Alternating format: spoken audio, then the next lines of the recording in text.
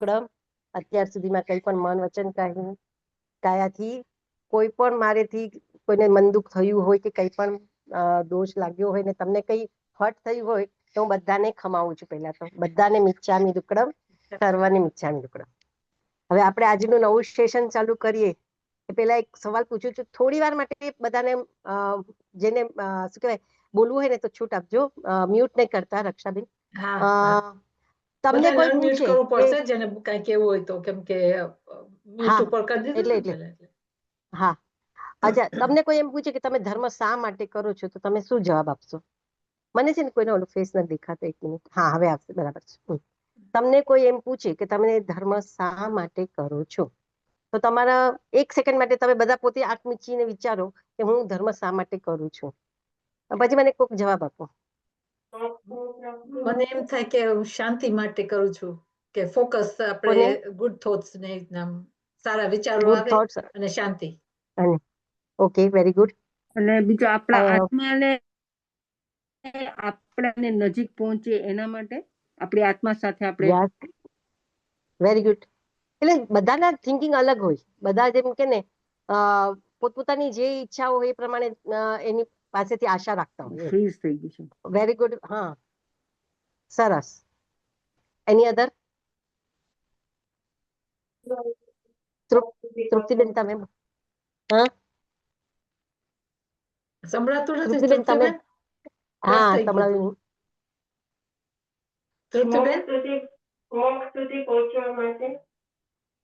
Very good. સરસ. હર્ષ. અચ્છા, in શોર્ટમાં હવે તમે બધા મ્યુટ થઈ જશો તો ચાલશે. હવે આપણે ઇન શોર્ટમાં આપણા આત્મા માટે સમજીએ છીએ, કારણ કે આપણે જૈન છીએ એટલે આપણને આત્માની ખબર છે. મોક્ષ માટે કરીએ છીએ એ પણ આપણને ખબર છે, કારણ કે આપણા પરમાત્મા મોક્ષમાં ગયા છે અને આપણે પણ ત્યાં જવાના ભાવ છે. બરાબર. પણ હકીકતમાં આપણે જાણીએ ને તો ઘણા લોકો ધર્મ કરવાની પાછળના છે ને 2 મોટા રીઝન હોય છે.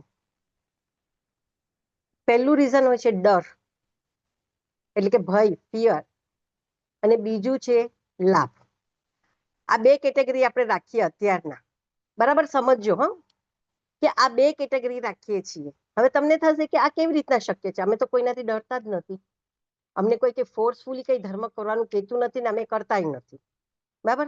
કોઈ આપણા પર ગન રાખીને થોડું કહે છે કે તમે જૈન ધર્મ પાળો, ઉપવાસ એકાદશા કરો. નથી કરતા. તો આપણે ડર કેવી રીતના? પણ આપણે જોશું ને તો આપણને નાનપણથી જ એવા સંસ્કાર મળ્યા છે કે જો તું આને મારીશ ને તો તને પાપ લાગશે તો ભગવાન નર્કમાં મોકલશે. નર્કમાં શું હોય છે? વેદના હોય છે, આ ભોગવવું પડશે, તારી ગતિ સારી નહીં થાય, તિર્યંચમાં જશે, કીડી મકોડા થશે. આ ટાઈપનું આપણને પહેલેથી સંસ્કાર ગણો તો સંસ્કાર ને સમજણ ગણો તો સમજણ તરીકે શીખવાડીએ. નાનું બચ્ચું પણ હશે ને તો પણ જો કીડી મકોડાને પકડવા જશે, એકદમ નાનું, જેને સમજ જ નથી કે આ જીવ છે, તો પણ આપણે શું કહેશું? ના ના બાબા, એને હર્ટ ન કરાય, એને મારીએ ને તો આપણને પાપ લાગે. તો એક તો પાપનો ડર કે ભાઈ કે મારાથી પાપ થઈ જશે, ઈ ડર. બીજો ડર કે મારી ગતિ, એટલે કે મારો નેક્સ્ટ બર્થ કા તિર્યંચમાં થશે કા નર્કમાં થશે, જ્યાં મારે વેદનાઓ ભોગવવી પડશે. એ બીજો આપણો અનકોન્શિયસ માઇન્ડનો ડર કહેવાય એને, એ ટાઈપનો ડર. ત્રીજો છે ને સોશિયલ ડર હોય કે હું સામાયિક નહીં કરું, ઉપાશ્રય નહીં જાઉં, સાધુ સંતને વંદના નહીં કરું તો લોકો મને શું કહેશે? હું જૈન થઈને નથી કરતો, કારણ કે આપણે જૈન કુળમાં જન્મ્યા ને એટલે આપણે નવકાર મંત્ર અને અમુક સંસ્કાર તો આપણને આપણા પેરેન્ટ્સ તરફથી વારસામાં જ મળી જાય. તો આપણને આ ત્રીજો એ પણ ડર હોય. ભલે આપણે પોતે જાણી જોઈને નથી કરતા, પણ આપણા અંદરમાં એક ભય હોય કે સોશિયલિઝમમાં મને લોકો શું કહેશે. ચોથો ડર કેવો હોય ખબર છે? કે આ તો હવે આપણે બધા સમજો કે પતી ગયું છે આપણા કામકાજ, અમુક એજના એવો હોય કે મારા છોકરા છોકરીનું સગપણ કરવાનું છે, કે લોકો જાણે કે મારા દીકરા દીકરી મોટા થઈ ગયા છે, બધાને કોન્ટેક્ટમાં આવે, ચર્ચા એટલે મીન્સ ખબર પડે કે આ આમના દીકરાઓ છે, તો આમનું સગપણ કરવું સહેલું થઈ જાય. એટલા માટે પણ આપણે ઘણી વાર ભેગા થઈને ધર્મ કરતા હોય છે. જો ખરાબ કઈ વસ્તુ નથી, આમાં કોઈએ પોતાનું કઈ લેવાનું નથી, આ જનરલ વાત છે. તો આ એક થયો ડરનો પ્રકાર. અને બીજો છે લાભ. તો લાભ કેવી રીતના? આપણે તો ધર્મથી કઈ લેતા જ નથી, તો પછી આપણને લાભ ક્યાં છે? લાભ કે આપણને એમ થાય કે આપણી ગતિ સારી થાય, દેવગતિ કે મનુષ્ય ગતિ મળે, અથવા તો મને મોક્ષ મળે. આ આપણી ભાવના હોય છે ધર્મ કરવા પાછળની, બરાબર. તો એ પણ શું છે, એક જાતની ઈચ્છા છે, લાલસા છે. તો લાલસા પણ એ પણ શું કીધું છે ભગવાને, તો છે ને એની પણ ના પાડી છે. ભગવાને પોતે પણ જયારે 12.5 વર્ષ તપ કર્યું ને, ત્યારે ક્યાંય એવું નથી વિચાર્યું કે મને મોક્ષ મળે કે મને કારણ કે ભગવાને તો પોતે ખાલી કર્મ ખપાવવા છે મારે, એ જ ધ્યેયથી સંયમ અંગીકાર કર્યો છે. તો બીજો લાભ આપણને મળે એવા આપણા મનમાં ઊંડે ઊંડે હોય છે કે મારું પુણ્ય બંધાય, તો મારું પુણ્ય વધારે હશે તો મને બધું સારું સારું મળશે, મારી બધી ઈચ્છાઓ પૂરી થઈ જશે, મારું કઈ કામ અટકશે નહીં. આપણે ઘણા લોકો હોય છે કે જેઓ ઘણીવાર છે ને આંબેલો પણ એટલા માટે માને કે ભાઈ હું 3 આંબેલ કરીશ કે 4 આંબેલ કરીશ, મારું આ કામ પતી જશે. તો એવા પણ હોય છે ખરા. તો ધર્મ પાસેથી લાભ લેવાની પણ ઈચ્છા હોય. તો આ બે કારણને હિસાબે થઈને આપણે મોસ્ટલી ધર્મ કરતા હોય છે. તો આજે આપણે શું સમજવું ખબર છે કે ધર્મ એકચ્યુઅલી કરવો શું છે, ધર્મ છે શું. તો પરમાત્માએ અહીંયા એક બહુ સરસ આપણા આગમમાં છે ને બહુ સરસ સ્ટોરી છે કૃષ્ણ ભગવાનની. આઈ થિંક કદાચ ખબર પણ હશે ઘણાને કે કૃષ્ણ ભગવાનના ભાઈ, કઝિન ભાઈ નેમિનાથ ભગવાન, બરાબર, આપણા 22મા તીર્થંકર, જે એમના કઝિન બ્રધર હતા. એમણે સંયમ લઈ લીધો એટલે કૃષ્ણ ભગવાન અવારનવાર એમને ત્યાં દર્શન કરવાની એમ જતા હતા. એમની આગળ બેસવું એમને ગમતું હતું. કૃષ્ણ ભગવાન પોતે વાસુદેવ હતા એટલે એમને ખબર હતી કે હું સંયમ તો લઈ શકવાનો જ નથી. કારણ કે નિયમ આ એવું છે કે જે નિયાણું કરીને વાસુદેવ બન્યા હોય ને એ લોકો સંયમ ન લઈ શકે, એક પચખાણ પણ ન કરી શકે. નવકારસી, પોરસી, એકાશનું કોઈ તપ પણ કૃષ્ણ ભગવાન જેવા વાસુદેવ લોકો કરી શકે નહીં. તો એવું નિયાણું હોય એના માટે થઈને. તો એક વખત એ નેમિનાથ ભગવાન જયારે ગિરનારમાં બિરાજતા હતા ને એમના દર્શન કરવા જાય છે, તો એમનો જે સંત પરિવાર હતો 18,000 સાધુ, અને કૃષ્ણ ભગવાન બધાને ઉત્કૃષ્ટ ભાવથી વંદન કરે છે. 3 વંદનાઓ બધા જ સાધુ સંતોને એટલા ઉત્કૃષ્ટ ભાવથી કે ઓહો આ લોકો કેટલા ભાગ્યશાળી છે કે એને આખો સંસાર છોડી દીધો અને પોતાના આત્માનું કરવા નીકળી પડ્યા છે. અને આમાંથી કેટલા બધા જણા મોક્ષે જતા રહેશે, પોતાનું કાર્ય સિદ્ધ કરી દેશે, ભવના ચક્કરમાંથી નીકળી જશે, પછી હવે કોઈ દિવસ જન્મ નહીં લેવો પડે, મરણ નહીં થાય, એવી કેટલી બધી ઉત્કૃષ્ટ ભાવનાઓથી કે આ ખૂબ શ્રેષ્ઠ છે એવા ઉત્કૃષ્ટ ભાવથી ભગવાન કૃષ્ણ ભગવાન બધાને વંદન કરે છે. અને નેમિનાથ પાસે આવે છે એટલે જનરલી કેમ આપણે બોલીએ ને એવી રીતના કહે છે ખાલી કે પ્રભુ આજે તો હું એટલો ખુશ થઈ ગયો છું ને કે મને આ બધા આટલા બધા સાધુ સંતોનું વંદના કરવાનું મળ્યું, હવે હું થાકી ગયો. અને બેસી જાય છે. ત્યારે નેમિનાથ ભગવાન એમને હસતા હસતા કહે છે કે તમે થાકી નથી ગયા, તમે થાક ઉતારી દીધો. તો કે કેવી રીતના? તો કે તમારા જે બંધ 7મા નરકનું થવાનું હતું, આયુષ્યનો બંધ ન થાય ત્યાં સુધી આયુષ્યના કર્મ હંમેશા ફરી શકે છે. એટલે જે આ થવાનો હતો એને બદલે હવે તમે આટલી ઉત્કૃષ્ટ ભાવથી વંદનાઓ કરી છે, તો હવે તમારું એ ગતિ બદલાશે અને તમે 3જી નર્ક સુધી પહોંચી ગયા. નહીતર 7મી નર્કનો નીકળેલો જીવ કોઈ દિવસ મનુષ્ય બને નહીં, એ તિર્યંશમાં જ જાય એવું નિયમ આ છે. તો તમે તો એમ કે થાક ઉતારી દીધો, ઉલટાને 4 નર્કના નગારા તમે તોડી નાખ્યા, આટલી ઉત્કૃષ્ટ ભાવથી તમે આટલી સરસ વંદના કરી. એટલે પ્રભુ એમને બિરદાવે છે. એમને મનમાં થાય છે તો પ્રભુ હું 4 શું અત્યારે ફરી પાછી વંદના કરી લઉં તો મારે 3 નર્ક પણ મટી જશે કે નહીં? એટલે પ્રભુ કે હવે એ ભાવ ન આવે, અને હવે તમે જે કરશો એ તમારા ધ્યેયને ઉદ્દેશથી કરશો એટલે તમને એ લાભ પણ ન મળે. તો જો આ સ્ટોરી પરથી આપણે સમજવાનું શું છે કે આપણે ભલે જે કઈ ધર્મ કરીએ, કોઈ પણ ધર્મ એટલે ધર્મની ક્રિયા, ધર્મ તો આપણે કરતા જોઈએ છીએ. હું એમ કહીશ કે ધર્મની કોઈ પણ નાની એવી પણ ક્રિયા કરીએ. કૃષ્ણ વાસુદેવે શું કર્યું? ખાલી વંદના કરી હતી બધા જ સાધુઓને ઉત્કૃષ્ટ ભાવથી. અહીંયા તે તીખું તો ના પાઠથી, એવું નહીં કે નમોત્સુનાના પાઠથી, જગન્ય મધ્યમ વંદના એમને પણ ભાવ ઉત્કૃષ્ટ રાખ્યા.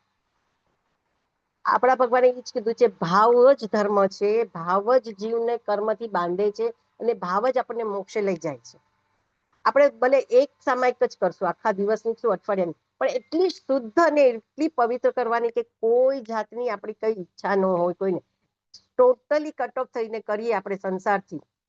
અને એ કર્યા પછી જો આપણે ઉભા થશું ને તો આપણને પોતાને પણ અંદરથી આપણા સોલ છે ને ફિલિંગ હોય. આપણા દરેક પાસે છે રૂચક પ્રદેશમાં 8 પાર્ટિકલ્સ એવા છે કે જે પ્યોર જ છે, એના ઉપર કોઈ કર્મ લાગતા નથી, આપણે જેને એમ કહીએ ને કે ડૂટીની આજુબાજુ જે 8 પાર્ટિકલ્સ હોય, જ્યાંથી આપણી નાળ નીકળે છે, જન્મ થાય છે, આ 8 પાર્ટિકલ એવા હોય છે આત્માના કે જે હંમેશા શુદ્ધ જ રહે, એના ઉપર કોઈ દિવસ કર્મ લાગે જ નહીં. તો એનો એટલે જ આપણે જ્યારે સારું કામ કરીએ છીએ ને તો આપણને ગુડ ફિલિંગ એમ થાય કે હા જ મને બહુ સારું લાગે છે. તો એ આપણને સારું નથી લાગતું, આપણા સોલને સારું લાગે છે, આપણી ફિલિંગને ખબર પડે છે. તો આવી રીતના જ્યારે આપણે કરીએ કાર્ય, તો એને માટે શું કરવાનું કીધું છે પરમાત્માએ ખબર છે? દરેક એક જ વસ્તુ ધ્યાનમાં રાખે, દરેક જીવ જે છે ને એ મારા જેવો જ છે. જેવો હું છું, મારો આત્મા છે, એવો જ એનો આત્મા છે. પછી એ ભલે કીડી મકોડાનો આત્મા હોય, વનસ્પતિનો આત્મા હોય, કે પૃથ્વીકાય હોય, કે ગમે તે હોય. પરમાત્માએ કીધું છે 6 કાયમાં જીવ છે. 6 કાયના બધાને નામ ખબર હશે: પૃથ્વીકાય, અપકાય, તેવકાય, વાવકાય, વનસ્પતિકાય અને ત્રસકાય. આ 6 કાયમાં દરેકનો આત્મા છે ને સરખો જ છે. વહેલો મેળો ક્યારે ને ક્યારેક એ તો મોક્ષમાં જવાનો જ છે અને જશે પણ ખરા. હા, એ અભવી જીવ હોય તો વાત અલગ છે, બાકી તો ભવી જીવો બધા જ મોક્ષમાં જવાના જ છે. ભગવાને એવું ભાકીને ગયા છે. તો આપણે જ્યારે પણ કોઈ પણ ક્રિયા કરીએ, સંસારની ક્રિયા કરીએ કે ધર્મની ક્રિયા કરીએ, તો હંમેશા કોઈ પણ જીવને હર્ટ ન થાય ને એ આપણું લક્ષ્ય હોવું જોઈએ. મોક્ષ એ બધી વસ્તુ ઓટોમેટિક પાછળથી આવે જ છે, એ બધું બાય પ્રોડક્ટ છે. જેટલી અને એના માટે આપણે ત્યાં શાસ્ત્રોમાં છે ને એક શબ્દ વાપર્યો છે જૈના. આપણે બધા આ શબ્દ તો બહુ સાંભળ્યો છે.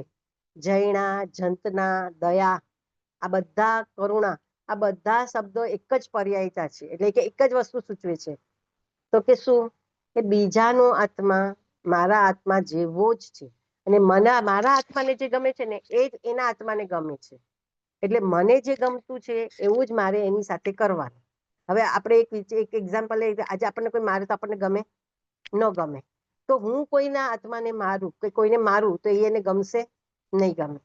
હું કોઈની સાથે બેડ વર્ડ બોલું કે એની સાથે એંગ્રી થાવ તો એ મને નથી ગમતું, કોઈ મારી સાથે એવું કરે તો હું બીજા સાથે એવું કરું તો એને પણ નહીં ગમે. હવે મને નથી ગમતું તો એને પણ કેવી રીતના ગમશે? એટલે હંમેશા પહેલા જો આપણે એમ વિચારીએ ને કે મને આ નથી ગમતું તો મારે બીજા સાથે આ નથી કરવાનું, એ જ ધર્મનો મર્મ છે. આપણે કહીએ ને ધર્મનો સાચો મર્મ શું છે? કે એના આત્માને પણ આપણા આત્મા જેવું કરવું, ગણવું અને એનું માન રાખવું. જેવું આપણે આપણા આત્મા માટે ઈચ્છીએ છીએ ને એવું આપણા બીજાના આત્મા માટે પણ વિચારવું. એટલે ભગવાન એક સરસ સૂત્ર આપ્યું છે કે શુભ થાવો આ સકલ વિશ્વનું. આપણે લગભગ આ સેન્ટેન્સ પણ બહુ જાણીતું છે, શુભ થાવો આ સકલ વિશ્વનું. તો એની પાછળનું તથ્ય જ આ છે કે કોઈ પણ જીવ એકેન્દ્રિયથી લઈને પચેન્દ્રિય સુધીના કોઈ પણ જીવ હોય એનું મારે હંમેશા શુભ થાય, કારણ કે એમાં હું પણ ઇન્ક્લુડ થઈ ગયો. જેવો મારો આત્મા એવો એનો આત્મા. એટલા માટે આ જ શબ્દો આપણે યાદ રાખવાના, અને એના માટે જે જૈના કરવાની છે, જૈના એટલે કરુણા, દયા, જતના. હવે એ જતના આપણે કેવી રીતના કરી શકીએ એ આપણે આજે જોશું, કારણ કે એ જ છે ને ધર્મનો મર્મ છે. બાકી તમે આપણે 1 કલાક સામાયિક કરી લઈએ આખા દિવસની, અને પછી આખો વખત આપણે જો કોઈની દયા ન પાડીએ, જૈના ન રાખીએ તો એનો કોઈ જ અર્થ નથી. આપણને મોક્ષની નજીક શું કઈ કદાચ ભવિષ્યમાં આપણને જૈન ધર્મ પણ નહીં મળે. જૈન ધર્મ એટલે 24 કલાક જેનો અમલ કરવાનો છે એવો ધર્મ છે. હવે આપણે વિચારીએ તો સવારના ઉઠીએ તો સૌથી પહેલો આપણે લેડીઝ લોકોને તો ગેસ રસોડું જોઈએ, કિચન. તમારા લોકોને કદાચ નહીં હોય પણ અહીંયા તો અમારે બધાને કિચન જ હોય. તે સવારના ઉઠીને પહેલું ગેસ ચાલુ કરવાનું, દૂધ ગરમ કરીએ કે ચા ગરમ કરીએ, માટલું ગળીએ, ઓલું. હવે જો કોઈના ઘરોમાં હવે પેલા વાસી ઝાડુ વળાતું હતું એવું વળાતું નથી. બધાના ચોખ્ખા હોય, બેડરૂમો હોય, એસી હોય, એટલે ઘણું બધા આપણા છે ને પરિવર્તન થઈ ગયા. અને એમાં આપણને છે ને જૈણા રહેતી જ નથી. ગેસ પણ હંમેશા ચાલુ કરતા પહેલા પોંજીને કરવો જોઈએ કે ક્યાંક કોઈક નાનું સૂક્ષ્મ જીવ જંતુ કે કીડી મકોડો અથવા તો એવા જ સૂક્ષ્મ જીવો છે, કારણ કે આખું જે 14 રાજલોક છે ને એ જીવોથી ભરેલું જ છે. સૂક્ષ્મમાં સૂક્ષ્મ જીવો પણ જો આપણાથી હણાઈ જાય ને તો પણ આપણા કર્મનો બંધ થાય છે. એટલે સૌથી પહેલા તો એ જે ચાલુ જે પણ કાર્ય કરીએ ને એમાં એકદમ જાગૃતિ લાગવાની. ઉઠીએ, બેસીએ કે જ્યાં બેસતા હોય ને ત્યાં પણ ભલે આપણે સાધુ સંત જેટલું ન ધ્યાન રાખી શકીએ, પણ આપણે જ્યાં બેસીએ છીએ એ જગ્યા આગળ પાછળ પણ જોઈને ચેક કરીને બેસીએ. ચાલીએ ત્યારે પણ આપણે ધ્યાન રાખીએ કે આપણા પગ નીચે કોઈ આવી જતું નથી ને. તો એટલે ઘરમાં પણ હરીએ ફરીએ ને તો પણ આ બધી જ વસ્તુ એટલી કેરફુલી અને એટલી જાગૃતતાથી કરવી ને બને એટલી જીવ હિંસા ઓછી થાય. મેઇન આપણો ધર્મ છે ને અહિંસા છે. પરમાત્માએ એ જ કીધું છે કે એક નાની સરખી હિંસા પણ આપણને ભવ ભ્રમણ મોક્ષથી બહુ દૂર કરી નાખે છે. એટલે જો આપણે મોક્ષ જોતો હોય, પરમાત્મા જેવું બનવું હોય, પરમાત્મા જેવું, અને જયારે પરમાત્મા તીર્થંકર જયારે પણ તીર્થની સ્થાપના કરે છે ને, 4 તીર્થ બધાને ખબર છે સ્થાપે, સાધુ સાધ્વી શ્રાવક શ્રાવિકા, બરાબર. હવે સાધુ સાધ્વી માટે એ લોકોએ એમને અલગ નિયમ કીધા છે પરમાત્માએ, અને આપણા માટે પણ અલગ નિયમ કીધા છે. આપણા માટે એમને 12 અણુવ્રત બતાડ્યા છે અને સાધુ સાધ્વીઓ માટે 5 મહાવ્રત બતાડ્યા છે, બરાબર. આ બધું જ આપણને લગભગ ખબર હશે બધાને, લગભગ. હવે આ જે અણુવ્રત બતાડ્યા છે ને એ આપણે કેટલા પાલન કરીએ છીએ ને એ આપણે જોવાનું. એ જૈના, એનું નામ જ જૈના છે. પહેલું વ્રત અહિંસાનું છે, બીજું વ્રત સત્ય બોલવાનું છે, ત્રીજું વ્રત ચોરી નહીં કરવાનું, ચોથું બ્રહ્મચર્ય અને 5મું અપરિગ્રહ. આ 5 જે વ્રત છે એ મહાવ્રત સાધુ સાધ્વીઓ પાળે છે અને 5 12 આપણા શ્રાવકો માટે છે. એમાં આ જે 5 છે ને એ મેઇન છે. અને આ વ્રત પાળવાના એટલા માટે આપણે શું શું ધ્યાન રાખવું છે? તો આપણે પહેલી વખત જોઈએ તો પૃથ્વીકાય જોઈએ. તો પૃથ્વીકાયમાં એવું છે કે જ્યારે પણ તમે ચાલો છો ત્યારે જમીન પેલા તો જોઈને જ ચાલુ કે બને ત્યાં સુધી કીડી મકોડા ન હોય. હવે તો જો કે સિમેન્ટ કોન્ક્રીટના રોડ થઈ ગયા એટલે તો પણ એમાં મકોડા ને કીડીઓ ફરતા હોય છે. તો બને એટલું ચપ્પલ પહેરતી વખતે ખાસ કે તમારા ચપ્પલની આજુબાજુ ક્યાંય કીડી મકોડા નથી ને, કચડાઈ જતા નથી ને, એ જોવાનું. એવી રીતના આપણે જોઈએ તો અપકાય, અપકાય એ તો બહુ મોટી વસ્તુ છે. એક એક બુંદમાં ભગવાને અનંત જીવ કીધા છે. પાણીના જીવમાં અપકાય એટલે પાણીના જીવ. તો પાણીના જીવોમાં પણ આપણે જ્યારે સાવર લઈએ છીએ ત્યારે ઘણા બધા દોષ લાગે છે. બને એટલું ઓછા પાણીથી સાવર લઈએ, બકેટમાં લઈને લઈએ તો સાવરથી તો અનંત જીવોથી આપણે બચી જઈએ છીએ.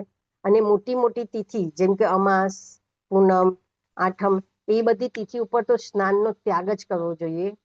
એક જ વિચાર રાખવાનો કે મારા ગુરુઓ સાધુ સંતો જો જાવ જીવા સુધી સ્નાન નથી કરતા તો પણ એ લોકો આટલા સરસ રહી શકે છે, તો પછી મારે તો અઠવાડિયામાં ખાલી એક દિવસ સ્નાન નથી કરવું તો હું તો મને કઈ નહીં ફરક પડે. અને પાણીના કેટલા બધા જીવને અભયદાન આપો. જૈના છે ને એનો મોટામાં મોટો ફાયદો શું છે ખબર છે? જૈનાનો મોટામાં મોટો ફાયદો એ છે કે એ આપણા વેદનીય કર્મને આવતા અટકાવે છે.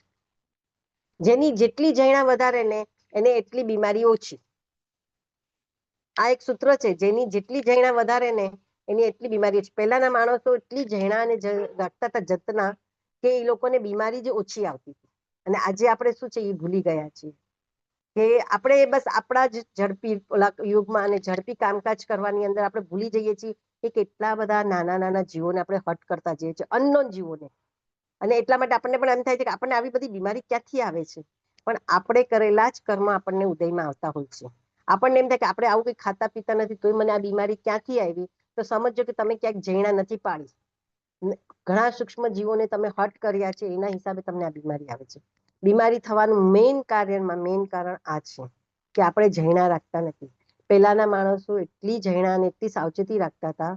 ઇવન વેજીટેબલ્સ ને એ લોકો પણ ફ્રીજ જેવી વસ્તુ નહોતા વાપરતા, રોજે રોજ લાવીને ખાવ, જેટલું જોઈએ એટલું વાપરતા હતા. જ્યારે આજે આપણે સ્ટોર કરીએ છીએ, બગડી જાય એટલે સીધું ફેંકી દઈએ છીએ. આપણે આમાં કેટલા બધા દોષો લગાડીએ છીએ જેનો કોઈ હિસાબ નથી. અને એટલા માટે આજે છે ને બીમારીઓ વધી છે વધારે. જેટલા આપણે ચોખ્ખા રહીએ છીએ ને એટલી ઉલટાનું બીમારી આપણે વધારે રાખીએ છીએ. હાઇજેનિક રહેવાના પ્રયત્ન કરીએ છીએ ને એની સામે આપણે ઉલટાના વધારે બીમાર પડીએ છીએ. તો એનું કારણ પણ આ જ છે કે બને એટલા બધા જીવોની દયા પાળો, બને એટલા દરેક જીવને મારા જીવ જેવા જ સમજો.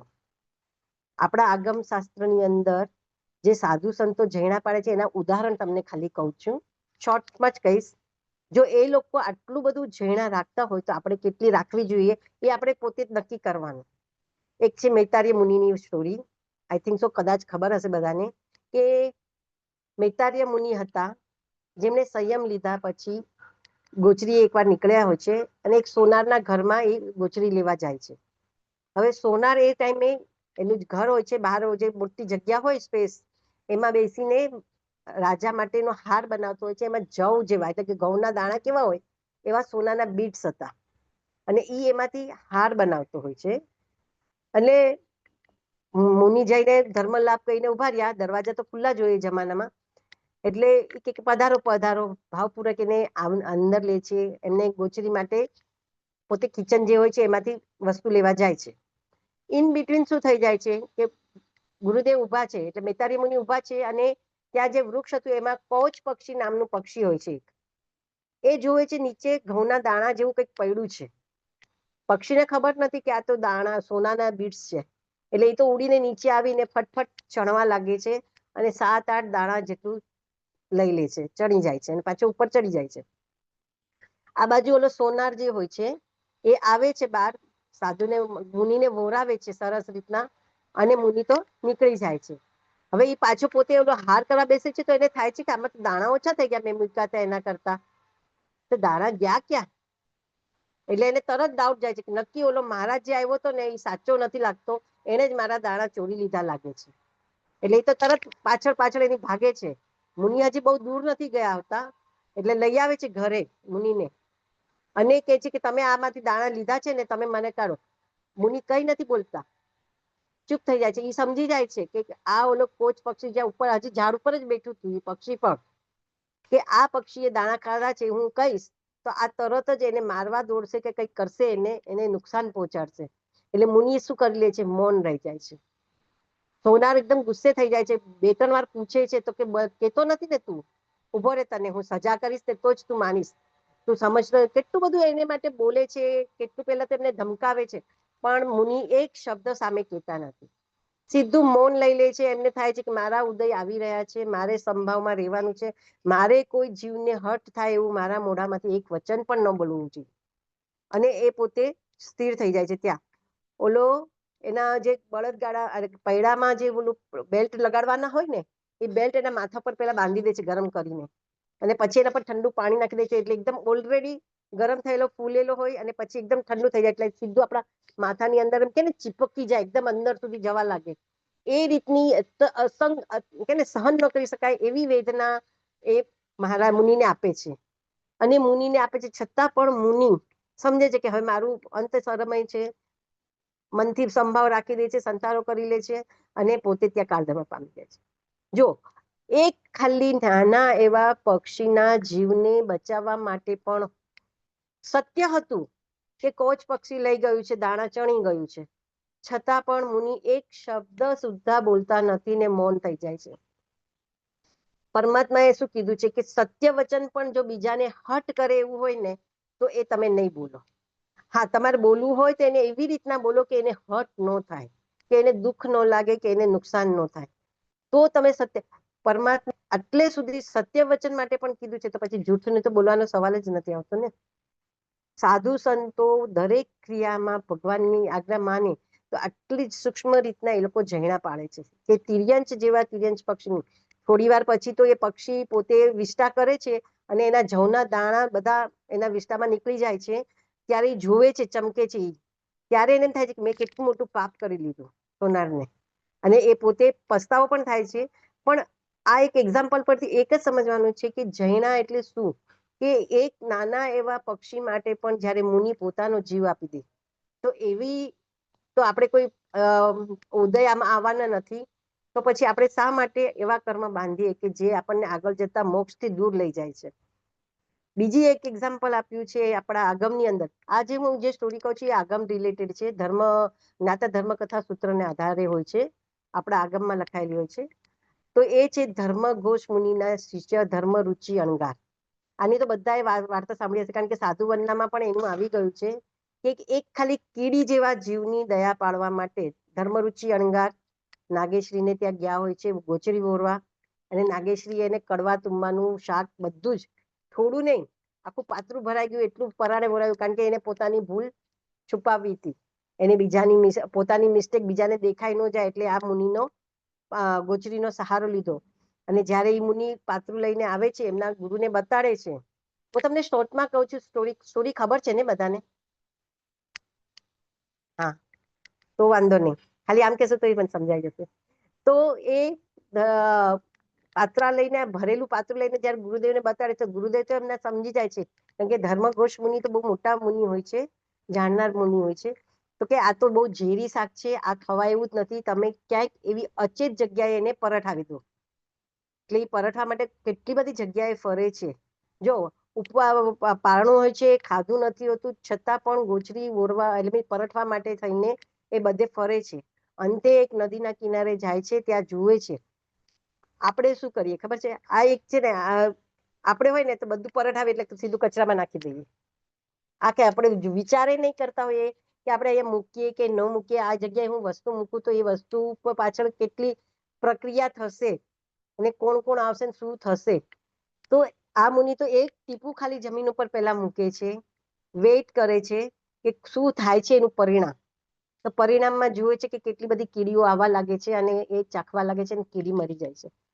મુનિને તરત વિચાર આવે છે કે આટલું શાક, એક ટીપા શાકમાં જો આટલી કીડીઓ મરે, તો હું આટલું બધું શાક અહીંયા પરઠાવી દઉં તો કેટલી બધી કીડીઓ, કેટલી હિંસા થશે, કેટલા જીવોને નુકસાન થશે. એના કરતા મારું પેટ, સ્ટમક જ એ જ સૌથી બેસ્ટ છે. અને એ પોતે એટલું કડવું તુંબડી જેવું ઝેર જે કહીએ એ પોતે પી જાય ને સંથારો કરી લે છે. તો એક કીડી જેવા માટેની આપણે તો શું કરીએ, કીડીઓ થઈ હોય, ઘણી વાર એવું થાય છે આપણે અનનોન હોઈએ છીએ અને કાં તો આપણને કંટાળો પણ આવતો હોય કે કારણ કે આપણને નોલેજ પણ નથી હોતું, આપણે પાણી નાખી દઈએ, કીડીઓ બધી જતી રહે ગટરમાં. હવે એ ગટરમાં પાણીમાં જાય એટલે કીડીઓ આગળ જતા તો મરવાની જ છે. પરિણામ તો એ જ આવવાનું છે. પરિણામ શું આવશે એ આપણે કોઈ દિવસ વિચાર નથી. આપણું સાફ થઈ ગયું ને, ક્લિયર થઈ ગયું ને. આપણે ઘણી વાર કીડીઓ હોય ને તો કીડીઓ ઉપર પાવડર ભભરાવી દઈએ તો કે ભાઈ કીડીઓ જતી રહે, પણ એની અંદર જે કીડીઓ આવી જાય છે એ કીડીઓ તો મરે છે કે નહીં. આજે હંમેશા પહેલેથી સાવરણીથી કે કોઈ સારા વાળા પૂંજણીથી સાફ કરી લઈ કીડીને યોગ્ય સ્થાને મૂકી અને પછી તમે પાવડર નાખો કે પછી તમારે ત્યાં ન આવે એવી કઈ વ્યવસ્થા કરીએ. પણ આપણે એવું વિચારતા જ નથી. સાચે કહું, તમે, હું કે કોઈ પણ, કે આપણી જૈનાની સિસ્ટમ હવે બહુ બહુ બહુ ફ્લેક્સિબલ થઈ ગઈ છે કે આપણે વિચારી જ નથી શકતા કે આ જીવને આપણે હર્ટ કરી રહ્યા છીએ. ખાવા પીવામાં તો કે ને આપણે એવી રીતના પકવીએ. હવે આજે મકાઈના ડુંડા આવે છે, અમારે ત્યાં તો લરીમાં ફરતા હોય છે કે શેકીને, કાચા શેકી ગયેલા ઉપર સગડી ઉપર પાછા મીઠું ને લીંબુ ભરાવી અને આપણે ખાઈએ છીએ. અને એ પાછા હોંશથી, પ્રેમથી. જો ખાવું કમ્પલસરી નથી એ, પણ તમે મકાઈ ખાવાની ના નથી, પણ મકાઈને જે રીતના બનાવો છો એવી જ રીતના કોઈ પણ XYZ વસ્તુ હોય વનસ્પતિની, હું તો કહું કે કોઈ પણ રેસીપી હોય ને તો બને ત્યાં સુધી એવું વિચારો કે એમાં જે વનસ્પતિ વપરાઈ ગઈ છે ને એને વેદના ઓછી થાય. વેદના તો થવાની જ છે. જો જીવ માત્ર ને વેદના છે, એ એકેન્દ્રિયથી લઈને પચેન્દ્રિય માટેનું આ સૂત્ર છે.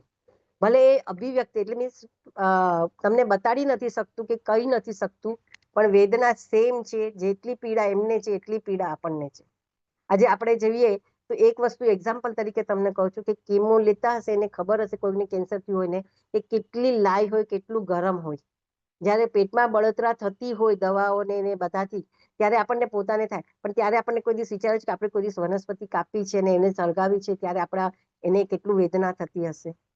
જ્યાં સુધી આપણો પહેલો વિચાર એ નહીં રહે કે મારો આત્મા જેવો છે એવો બીજાનો આત્મા છે, હું જેટલું બીજાને હર્ટ કરીશ કે બીજાને દુઃખ આપીશ કે બીજાને વેદના આપીશ એટલી મને સામે 100% મળવાની છે. આ બધા ધર્મમાં કીધું છે કે જેવું કરો એવું પામો, જેવા તમારા કર્મ એવા જ તમારા ઉદય. આ બધા જ ધર્મનું એક સૂત્ર છે. તો બધા ધર્મમાંથી આ કઈ ખોટું તો છે નહીં.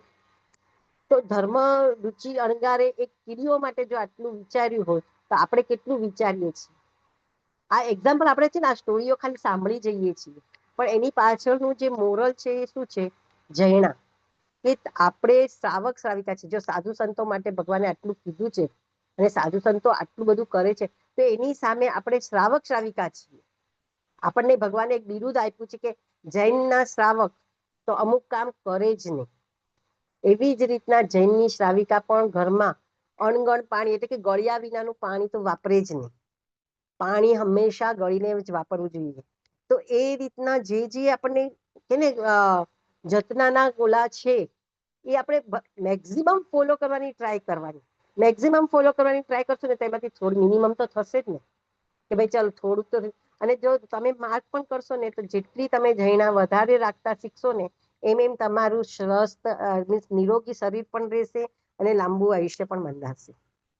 તો તો જૈના એટલે ફક્ત સાધુ સંતોને વાળવાની કે એવું નહીં. આપણે પોતે રોજની આપણી ડેલી લાઈફમાં જોઈએ તો એક લિસ્ટ બનાવવાનું, કે લિસ્ટની અંદર આપણે લખી નાખવાનું કે ભાઈ આ વસ્તુ મારે આજના દિવસે ધ્યાન રાખીને કરવાની છે. જ્યારે અને એ અપરિગ્રહ પણ એક જૈનાનો જ પ્રકાર છે. એ તમને કહું, જેટલી વસ્તુ ઓછી પરિગ્રહ કરશો ને એટલી જૈના તમારી વધારે છે. પરિગ્રહ વધારે, જૈના ઓછી. જેટલો પરિગ્રહ વધારે એટલું તમે સાફ સફાઈ આપણે કરી નથી શકવાના. પછી એ પુસ્તક હોય તો પણ ભલે, કપડાં હોય તો ભલે, જ્વેલરી હોય તો ભલે. પછી આપણે શું પડી રહે એના ઉપર કેટલી જીવાતો, કેટલી ધૂળ, કેટલી રજ લાગે છે. એ દરેક રજ ધૂળમાં જેટલા પણ જીવો સૂક્ષ્મ ઉત્પન્ન થાય છે, એ દરેક જીવના નિમિત્ત આપણે બન્યા છીએ માટે એ બધાની કર્મ આપણને લાગે જ છે. એટલે અપરિગ્રહ કરવો એ પણ એક જૈનાનો જ પ્રકાર છે. એ સિવાય આપણે આપણા આરંભ સમારંભમાં પણ એટલી જૈના રાખવાની જરૂર છે. સાચા ફૂલો બને ત્યાં સુધી એવોઇડ. હવે તો એટલો બધો આર્ટિફિશિયલમાં મળે છે સુંદર, તો પછી આપણે સાચા ફૂલોનો ઉપયોગ શું કરવા જ કરવાનો. હકીકતમાં જૈન લોકો હવે બધા જ, જોકે ઘણા સમજે પણ છે અને નથી પણ કરતા, પણ બને એટલા સાચા ફૂલોનો ઉપયોગ ટાળવાનો. કાચી વનસ્પતિ ખાવાનું પણ ટાળવાનું, જેટલું બને એટલું. કે ભાઈ કાચી વનસ્પતિ છે તો એ કાચી વનસ્પતિ ખાવામાં ભગવાને બહુ જ દોષ બતાડ્યા છે. ભલે આપણે તમે સુધારીને તમે એને 48 મિનિટ સુધી રાખો એટલે એ અચેત થઈ જશે, પછી જ વાપરો. પણ તરતનું તરત સુધારેલું તરત ને તરત ખાઈ જવું એવી રીતના નહીં રાખવાનું. તો આ બધી ખૂબ નાની નાની બાબતો છે, પણ એ બાબતો જો આપણે સાચવીને કરીએ આજે, તો હકીકતની અંદર આપણી જૈના સચવાય છે. સોના ચાંદી હીરા મોતીની મર્યાદા કરી લો કે ભાઈ અત્યારના હવે હું કઈ વધારે લેવાની નથી. વર્ષમાં બહુ તો 10 તોલા 15 તોલા સોનું લઈશ, બહુ તો 2-3 ડાયમંડના સેટ લઈશ. તો એવી રીતના જેટલી મર્યાદા થઈ શકે એટલી મર્યાદા કરો. અને દરેક કામ કરતી વખતે પહેલા હંમેશા કે ભાઈ આ કામ કરવું છું તો હું અહીંયા ઉઠું છું કે બેસું છું કે અહીંયાથી ક્યાંક બહાર જાઉં છું, જોઈ લો આજુબાજુ, ખાલી જોઈ લો. સૂક્ષ્મમાં સૂક્ષ્મ કોઈ જીવાત નથી ને એટલી જેટલી ચીવટ રાખશો ને, તમારાથી એક પણ જીવ જો અભય પામશે ને તો તમને પણ અભય મળશે. કોઈક વાર તમે પણ કોઈ મોટી બીમારી કે કોઈ મોટા અકસ્માતથી આપણે ઘણી વાર જોઈએ છીએ કે પેલા લોકો બચી જાય છે. આપણને એમ થાય એટલે બધાને આવું થયું ને તમે બચી ગયા, તો એના નસીબ, એના કર્મ. કારણ કે એને ક્યાંક કોઈકને અભય આપ્યું છે. જૈનાનું બીજું નામ જ અભયદાન છે. જૈના એટલે જ અભયદાન, કે બીજા જીવોને તમે અભય આપો છો, એને જીવવાની ચાન્સ આપો છો, એને મારતા નથી, એનું ધ્યાન રાખો છો, એના આત્માનું તમે કલ્યાણ કરો છો.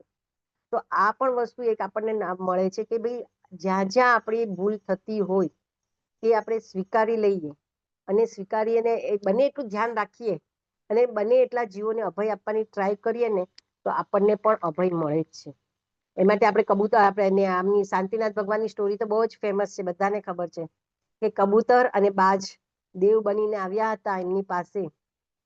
હવે બોલો, કબૂતર જેવડા જીવ માટે પણ પોતે રાજા એ શાંતિનાથ એટલી જાય. અને શાંતિનાથ ભગવાનની એક વાત એ પણ છે, કદાચ ખબર કે શાંતિનાથ ભગવાનને કોઈ દિવસ રોગ બીમારી આવી નથી. એમના જેટલા ભવો થયા છે બધા ભવોમાં એમને કોઈ દિવસ નથી. એટલે તે શાંતિનાથ ભગવાન ચક્રવર્તી પણ બન્યા. જો પુણ્ય એટલા સારા એમણે કર્યા, અભયદાન એમને એટલા બધા આપ્યા, તો એ ચક્રવર્તી પણ બન્યા અને એ ચક્રવર્તી ભવમાં પાછા તીર્થંકર પણ બની શક્યા. આ જૈનાની જીવદયાની તાકાત છે કે તમારા પુણ્યને એ અનેક ગણું વધારી દે છે. અને એ પુણ્યના પ્રતાપે તમને સારામાં સારી બધી વસ્તુ મળે છે, નિરોગી શરીર મળે છે. શાંતિનાથ ભગવાનના છંદમાં પણ તમે બોલતા હશો તો તમને ખ્યાલ હશે કે કોઈ પણ બીમારી હોય તો શાંતિનાથ ભગવાનના નામ લેવાથી કેમ આપણે કહીએ છીએ કે દૂર થાય છે, તો કે કારણ કે એમનું પુણ્ય એટલું છે કે એમના નામકરણમાં પણ એટલી બધી સુવિધા છે. એટલા માટે તો જૈના એટલે એમને જે જીવદયા પાડી કે પોતે આખા ને આખા કબૂતર માટે થઈને પોતે બેસી ગયા. અને એ સિવાય પણ એમને હંમેશા જૈના રાખીને કામ કર્યું હતું. અને ચક્રવર્તી થયા છતાં પણ કોઈ દિવસ એમને લડાઈ નથી કરી, કોઈ જીવની હિંસા નથી કરી. કારણ કે એમને ભલે ચક્રવર્તી થયા પણ એ જેવો સંદેશો કેવડાવે ને, એમના પુણ્ય એટલા સારા કે સામે વાળો રાજા પોતે જ એને સરેન્ડર થઈ જાય. એટલે લડાઈ કરવી એવું જરૂરી નથી કે લડાઈ કરીને જે ચક્રવર્તી થઈ શકે છે. એટલે એમના પુણ્ય એવા હતા. તો આ પુણ્ય ક્યારે બંધાણું કે જયારે એમનામાં જીવ દયા. અને એમને એક જ વિચાર, કબૂતરનો આત્મા છે એ મારા આત્મા જેવો જ છે, જેવો હું છું એવો એ છે. જો મને કપાવવું ન ગમે તો એને કેમ કપાવવું ન ગમે, મને કોઈ ખાય તો એ મને ન ગમે તો એને પણ ન ગમે, તો મારી ડ્યુટી છે કે હું એને બચાવું. તો આ જે થિંકિંગ છે ને એ ધર્મનું મૂળ છે, પાયો છે અને ધર્મ છે.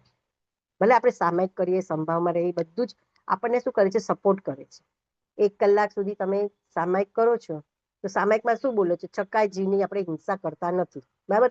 કાચા પાણીને ન અડીએ, કાચા માટીને ન અડીએ, કાચા વેજીટેબલ્સને ન અડીએ, તેવકાય વાવકાયના જીવોને, ખાસ કરી વાવકાયના જીવો તો આપણે બહુ હણીએ છીએ, પણ 1 કલાક મુપતિ બાંધશો ને તો એમનું પણ પુણ્ય તમને મળે છે. એક વાવકાયના જીવ માટે હું તમને કહું કે લિફ્ટમાંથી જ્યારે તમે નીચે ઉતરતા હો તો કેટલી સેકન્ડ લાગે? બહુ બધો વધારે ટોપ ફ્લોર પર તો 5 મિનિટથી વધારે મને નથી લાગતું લાગે, એ 10-12 સેકન્ડ થાય. પણ એટલી વારમાં પણ આપણે જો ગરમી સહન ન કરી શકીએ અને આપણે પંખાની સ્વિચ ચાલુ કરીએ છીએ, આપણે વાવકાઈની હત્યા, જીવની હટ કરીએ છીએ. પંખો, લાઈટ જોઈએ ને તો જરૂર હોય ત્યાં વાપરો. વાપરવા માટે, જો વપરાશ માટે જે કર્મ લાગે છે ને એ બહુ થોડા છે, અને એ આપણે સવાર સાંજ પ્રતિક્રમણ કરીએ ને તો આપણા છૂટી પણ જાય એવા છે. ચીકણા નથી, નિકાચિત નથી. ભગવાને કીધું છે ખાવા પીવા માટે, પણ ભગવાને કીધું છે કે જે કર્મ બંધાય છે ને એ રોટલી દાળ ભાત શાક ખાવામાં કઈ એવો પ્રોબ્લેમ નથી, પણ આપણે શું કરીએ છીએ, વ્યંજનો રેસીપીઓ વધારે બનાવીએ, ટેસ્ટમાં વધારે કરીએ, રસ રેડીને ખાઈએ છીએ. અને એ જે રસ છે ને એટલે રસ રેડવા માટે જે આપણે બધું બનાવીએ ને એમાં જૈણા આપણી સચવાય જ નહીં, અને એના માટે થઈને આપણે જેટલી હિંસા વધારે કરીએ છીએ ને એના આપણે દોષી બનીએ છીએ.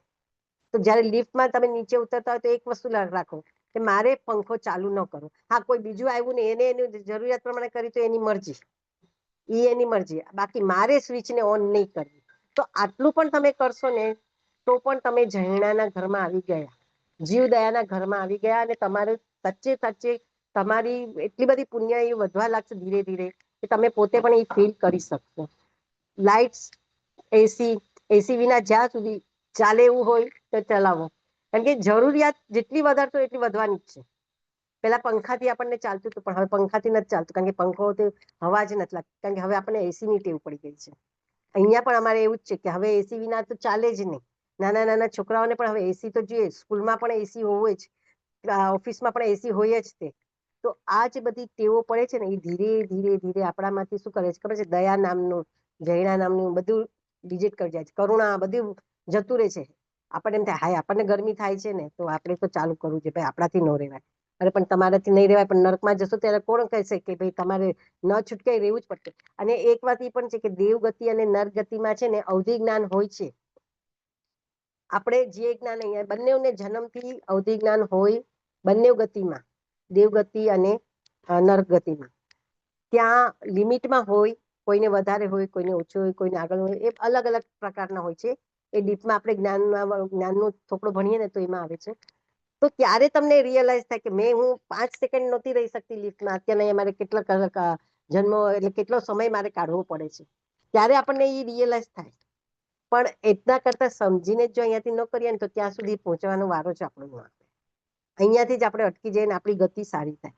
તો બંનેને ત્યાં સુધી 6 કાયની, પૃથ્વીકાય, અપકાય, તેવકાય, વાવકાય, વનસ્પતિકાય અને ત્રસકાય, કીડી મકોડા વિજ્ઞેન્દ્રિય જે 3 છે એ ત્રસકાય છે.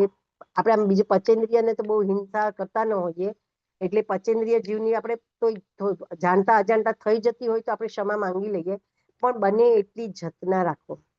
કરતા પહેલા ડરો કે હું આ કામ કરું છું તો મારાથી આ વસ્તુ ન થવી જોઈએ. કોકરોચ છે, કોકરોચને આપણે જોઈએ એટલે સીધી દવા છાંટી દઈએ અને મારી નાખે ને પછી, તો આજે તમે વિચાર કરો કોઈ ગનથી આપણને મારી નાખશે તો આપણને કેવું લાગશે? આપણા એના માટે તો આપણે જે દવા છાંટવાનું સ્પ્રે લીધું એ ગન સમાન જ થઈ ને, એનાથી મરી જ ગયો ને. તો એવી હિંસા નહીં કરો જે હિંસાથી આપણને પણ ભવિષ્યમાં એ જ રીતના મરવું પડે. જયારે તમે એને મારો ત્યારે તમારા મગજમાં એમ આવવું જોઈએ કે નહીં, મારે આવી રીતના મરવું નથી. તો ઉચકીને એને ક્યાંક યોગ્ય જગ્યાએ મૂકી દો, અથવા તો યોગ્ય જગ્યામાં મૂકી દો. બાકી હિંસામાં બને એટલી હિંસા નહીં નહીં ને નહીં. જો આ રીતના આપણે આપણી લાઈફ સેટ કરીએ ને, ધીરે ધીરે આપણી જતના ઓછી થઈ ગઈ છે એ પાછી લાવવાની જરૂર છે. તો એ લાવીએ ને તો આપણી જીવદયા, આપણો ધર્મનો જે મર્મ છે એ બરાબર સમજાય. કે આપણે જે ધર્મ ખાલી સામાયિક પ્રતિક્રમણ, દેવ દર્શન, પૂજા છે, ધર્મની ક્રિયાઓ જ છે, પણ એના થકી આપણામાં દયા, કરુણા, જતના આવવી જ જોઈએ. જો એ ના આવે ને તો સમજો તમે ખાલી ક્રિયા કરો છો, ધર્મ નથી કરતા. ક્રિયા તમને પુણ્ય બંધાવશે, કદાચ સારી વસ્તુ અપાવશે, સારો ફ્લેટ અપાવશે, પણ એ ફ્લેટમાં પછી તમે બીમાર થઈને પડ્યા હશો, કોઈ તમારું કરવા વાળું પણ નહીં હોય. આજના જમાનામાં આપણે આ પણ વસ્તુ જોઈએ છીએ, પુષ્કળ પૈસો હોય છે છતાં પણ કોઈ બોલાવા વાળું નથી હોતું. તમે કોકને જોવા માટે તરસતા હોવ છો કે ભાઈ કોઈ મને દેખાય તો સારું. તો આ બધી વસ્તુ આપણા ઉદયમાં ક્યાંથી આવી? તો આપણે જૈણા પાળી નથી, આપણે બીજાને હટ કર્યા છે. આપણે બીજાના શું કહેવાય એટલા બધા હટ કર્યા છે કે આપણા પુણ્ય છે એટલે તમને બધું પ્રાપ્ત બધું જ થશે, બધું એટલે બધું જ પ્રાપ્ત થઈ શકશે, પણ તમે એ ભોગવી નહીં શકો. ભોગવવા માટે જે શરીર હોવું જોઈએ અને જે સંસાર હોવો જોઈએ એ તમારી પાસે નહીં હોય, કારણ કે તમારું પુણ્ય છે, પણ તમે જે બધી ક્રિયાઓ કરી છે કેવી છે? ભાવ વિનાની કરી, દયા વિનાની કરી, બીજાના જરાય વિચાર કર્યા વિનાની કરી. તો એનું પરિણામ પણ એ જ છે, જેવું છે એવું જ આવવાનું છે. કે ને સિક્કાની બે બાજુ છે. આ એક જ સિક્કો છે, બે બાજુ છે. ફક્ત આપણને શું દેખાય છે ને શું કરવું છે એ આપણે સમજવાનું છે. તો એટલા માટે કોઈ પણ ક્રિયા કરો ત્યારે જૈણા રાખવાની, એ જ મારું કહેવાનું આજનું મેન છે. અને એ જ ધર્મનો મર્મ પણ છે. ધર્મ એ જ સાચો ધર્મ છે. ભલે તમારી એક સમય ઓછી થશે, પણ જો તમે કોઈ પણ જીવની દયા પાળી હશે કે કંઈ પણ સારું કર્યું હશે, કોઈને અભય આપ્યું હશે, હા, કોઈને પણ અભય આપ્યું હશે ને, તો એ તમારો સાચો ધર્મ થયો ગણાશે. તો આ થઈ જૈણાની વાત. આ સિવાય તમને કોઈને કોઈ ક્વેરી હોય કે પૂછવું હોય તો પૂછી શકો છો.